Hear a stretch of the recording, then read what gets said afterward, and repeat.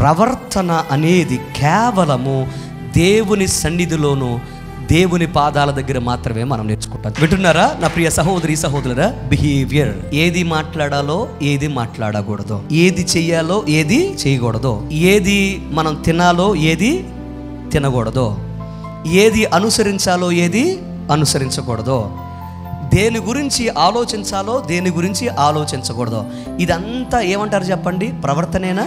ప్రవర్తన అనేది, బ్రతుకనేది ఎక్కడ నేర్చుకుంటాం మనం? In the presence of God. జాగ్రత్తగా ఉన్నాడు. ఎక్కడ? దేవుని మందిరములో. ఒక వ్యక్తి బలమైన వ్యక్తిగా తయారవ్వాలంటే, ఒక ఆత్మీయ జీవితం బలంగా తయారవ్వాలంటే, ఒక ఆత్మీయ బ్రతుకు బలంగా తయారవ్వాలంటే, మన జీవన యానం ఆత్మీయ యాత్ర బలంగా ఉండాలంటే బలమైన వాక్యాన్ని ఖచ్చితంగా వినాలి. ఖచ్చితంగా వినాలి.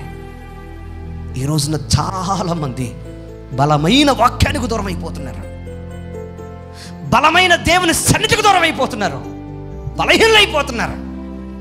బాధలకు, వేదనలకు, కష్టాలకు, నష్టాలకు, కన్నీళ్లకు వారు దగ్గరైపోతున్నారు. బలమైన వాక్యము లేకపోతే, బలమైన దేవుని సన్నిధి లేకపోతే, తమ్ముళ్ళు చెల్లెళ్ళు సహోదరి సహోదరురా, జీవితంలో మనం చాలా కోల్పోతాం.